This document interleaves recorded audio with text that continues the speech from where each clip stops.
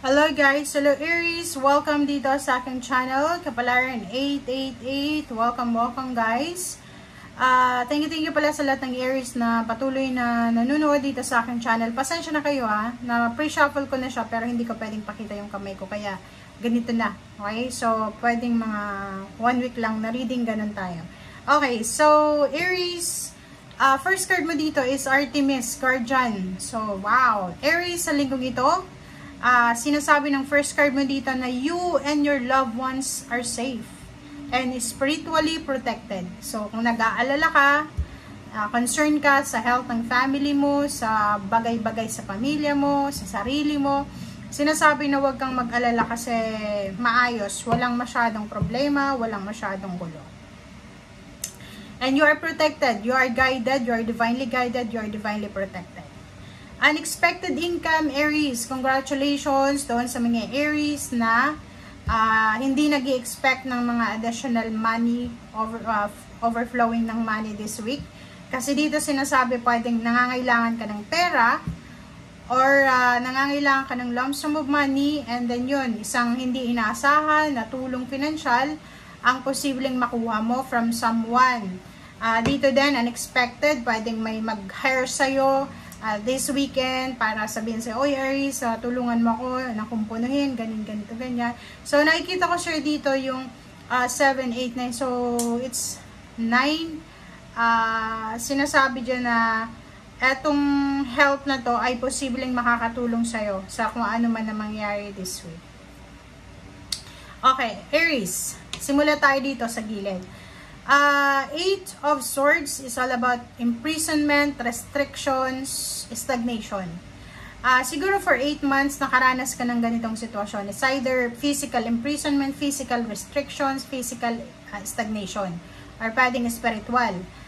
Money, pwedeng ganun, may mga problema sa pera, emotional, may mga problema sa pera. But this week, congratulations sa'yo. Kasi sa linggong ito, justice is yours.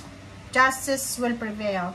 Diba? So, sinasabi sa'yo dito ng baraha na kung ikaw ay may kaso, kung ikaw ay may inaasikasong papeles, dokumento, permahan, or anything, contract signing, pabor sa'yo. Okay? Kung ikaw ay literal na nakulong or pwedeng may nakulong kang kamag-anak, posibleng makalaya siya sa linggong ito.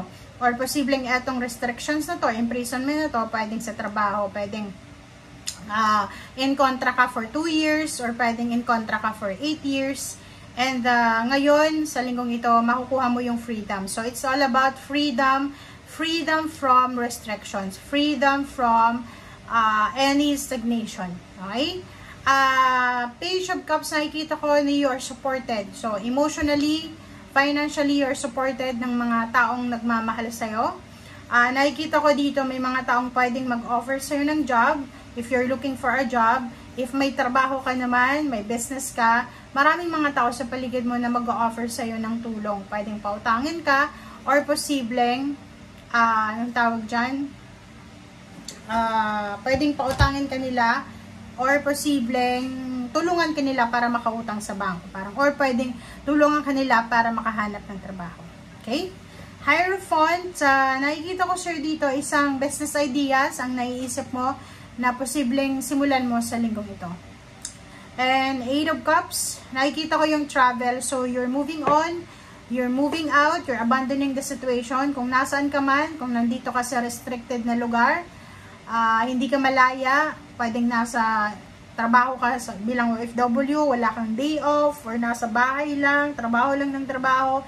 Sa linggong ito, posibleng makalabas ka. Diba? So, you're going outside or pwedeng abandoning the situation. And etong 8 of Cups na to is eto yung parang kabaliktaran ng 8 of Swords. So, parang sinasabi na aalis ka na sa restrictions, aalis ka na sa stagnations or sa imprisonment na yan.